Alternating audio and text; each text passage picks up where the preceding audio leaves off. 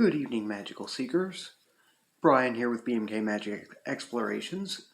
Well, as is not typical with me, you wouldn't get an evening video very often, but I did have a nice local pickup, which, although I'm well aware that along with my unboxing or mail call videos are not the most popular, I figured some may appreciate me sharing this one here, and so you can get an idea of what I got, and also what will likely sometime in the future come up for a bit of a video review.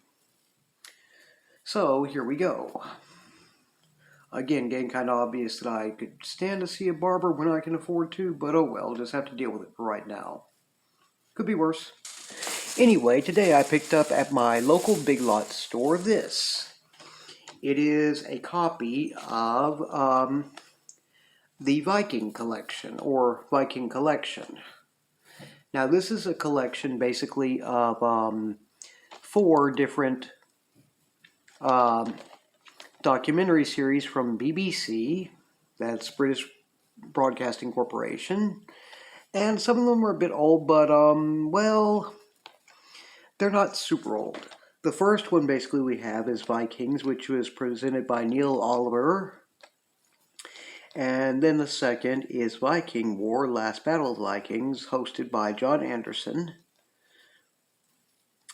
And the third is Blood of the Vikings, First Blood, presented by Julian Richards. And the fourth is Blood of the Vikings, Last of the Vikings, presented by Julian Richards. And each one, I'm not sure, but I think like the first one I've already taken a look into. And it's roughly around the area of about 3 episodes.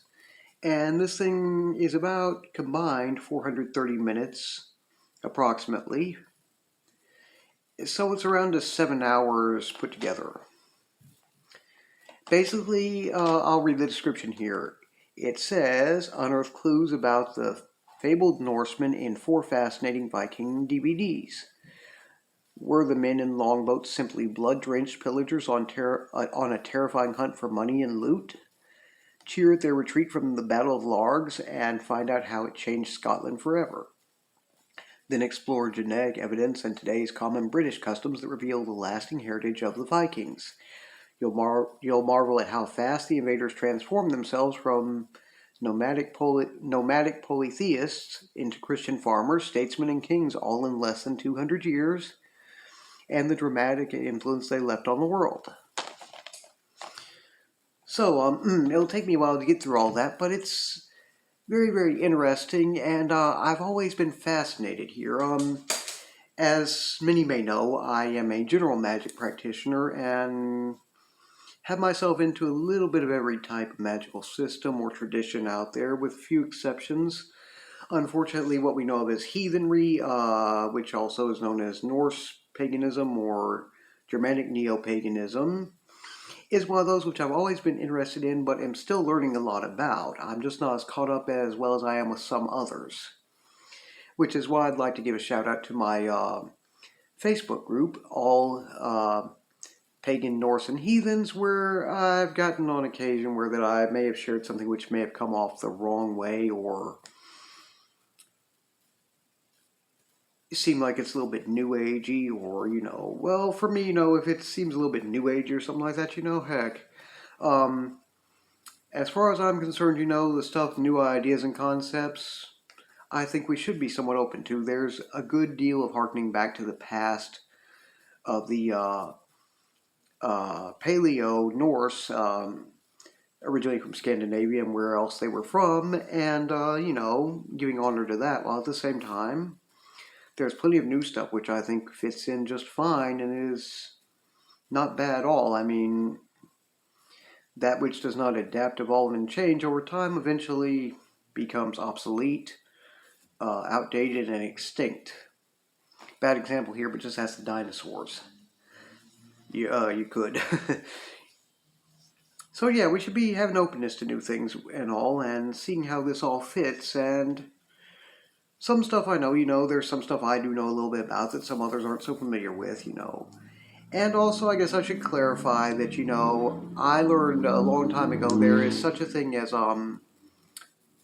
traditions in heathenry particularly, which are what they call folkish, which means they focus on whether you have a direct lineage or ancestry to the Scandinavians, to the Norse.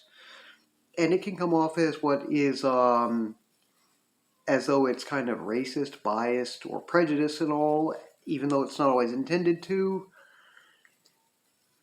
And fortunately, they're not the majority, whereas the others are what I am, basically, which is a universalist. Which universalist believes that regardless of ancestry, where you're from, etc., that if you feel called to the faith of, Norse paganism, Germanic neo-paganism, heathenry, it doesn't matter about your ancestry, where you're from, anything, as one of my preferred YouTubers points out in his video on folkish heathen traditions and such, it could be said that, not Thor, Freya, Odin, none of them, none of the deities in the pantheon actually, that are, we would consider Norse, ever explicitly said that only those of, say, Scandinavian or Norse or other apical descent should feel like they're the only ones being called to the particular form of faith.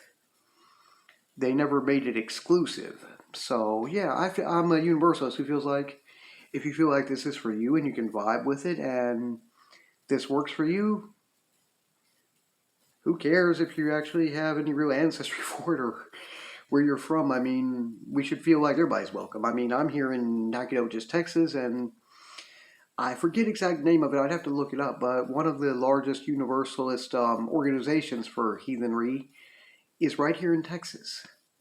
And again, like I said, as opposed to the folklorist traditions, fortunately, those who would consider themselves universalist or part of more universalist traditions are more or less the majority. And that's how I am. I'm sorry if I've ever shared anything or such, that I did not realize might have come off somewhat or more or less folkish. I mean, again, I'm still learning some things, and there are some things I wouldn't realize might come off that way so much. It just wouldn't have occurred to me.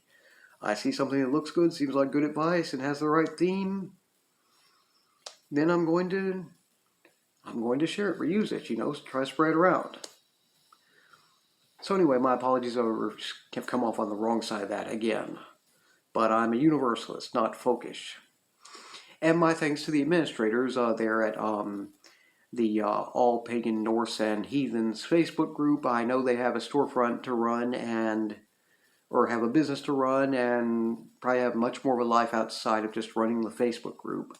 So sometimes, post-approval and all, if it's going to get approved, can be a little bit slow, but still, they have mostly been pretty open with me and let a lot of stuff get through. In fact, I got a top contributor badge some time back, so I do appreciate them, and I really do love being a part of this particular group. So big shout out to them, also to my preferred YouTuber, Ocean Keltoy. And I hope he doesn't mind me mentioning him, but also my friend Randall Jackson, who had pointed out to me that on platforms like Facebook, if you did have a folkish group or something like that, they'd more than likely end up finding themselves in violation of community standards and policies pretty fast, and probably would not last long, so I shouldn't have been too worried about accidentally finding one that has that type of overtone, which I really wouldn't have wanted to do anyway. But he's like, no, they'd probably be history before too long.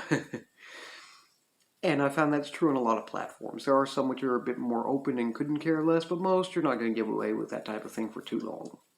And to me, that's a good thing. So big shout outs to my Facebook group, All Pagan Norse and Heathens, as well as to my friend Randall Jackson and my preferred YouTuber, Ocean Keltoy. Love all three of you very much and appreciate you. And again, I will go ahead and put this up for review once I get done with it sometime. Might take a while. There's plenty I've been meaning to give a little bit of a film or book review or something and all, but it can take a lot of reading and watching before you get to it, so. And there's only so much time in a day. Anyway, I just wanted to show you guys about that and let you see what came through with it. Explain a little bit more about me and how I am in regards to heathenry and all. Figured this was a nice opportunity to clarify some. And in fact, I probably am going to do, I'm pretty sure at some point everybody might be a little interested in a video on me, my particular background and personal journey, which I've been thinking about working up some, and it'll come down at some point. For now, you know, just thought I'd touch on that part of it, the heathenry part here. So, we'll get around to taking a further look into this sometime down the road. And in the meantime, if you enjoy this channel's content, please feel free to like, share, and subscribe. And please don't hesitate to leave any questions, comments, or suggestions down in the comment section below. I hope, again, I and this channel have helped to bring a bit more magic into your lives. And I hope that everyone will have a wonderful weekend. And that I will see you all back here again in the next video.